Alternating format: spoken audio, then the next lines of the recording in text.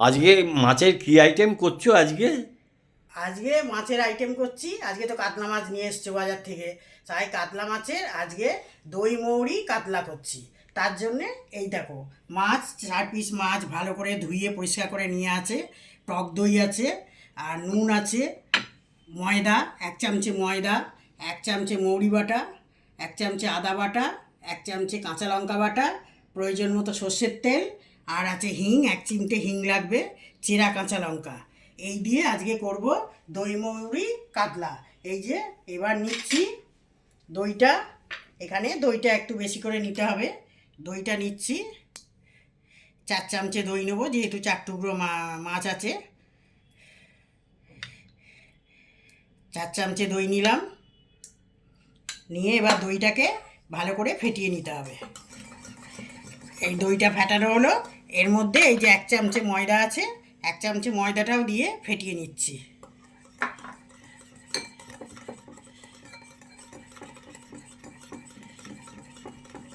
এই ফেটানো হয়ে গেছে, ময়দা দিয়ে দইটা ফেটিয়ে নিলাম। নিয়ে এতে দেবো 1 চামচে মৌরি বাটা। এই যে মৌরি বাটা, এতে 1 চামচে মৌরি বাটা দিলাম।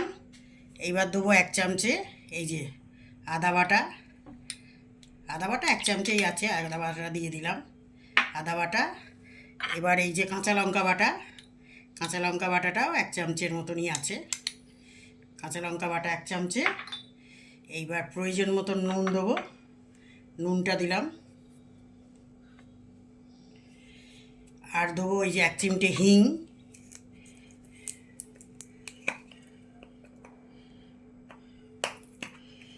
হিংটা 1 চিমটে, একেবারে 1 চিমটে, 1 চিমটে হিং।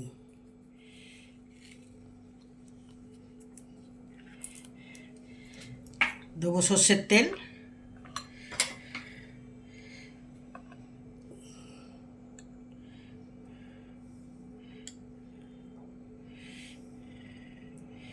দিয়ে এবার ফেটিয়ে নিই। এবার এইটা দিয়ে আর একটু ফেটিয়ে নেব।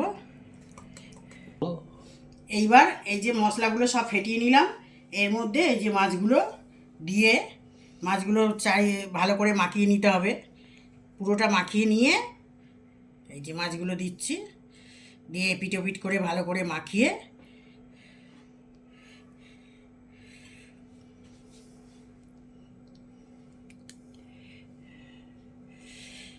মাছগুলো মাখিয়ে এটা আধ ঘন্টা ম্যারিনেট করতে রাখতে হবে।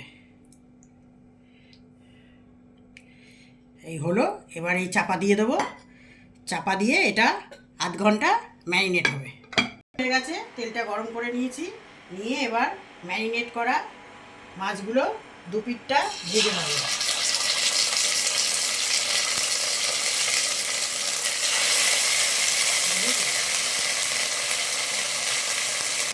মাছগুলো ভেজে তুলে নিলাম, এবার এই তেলেই বাকি মশলাটা কষে নেব।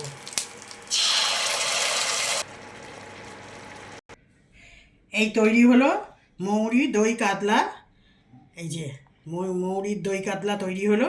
কেমন হয়েছে দেখতে তোমরা বলো, মৌরির দই কাতলাটা।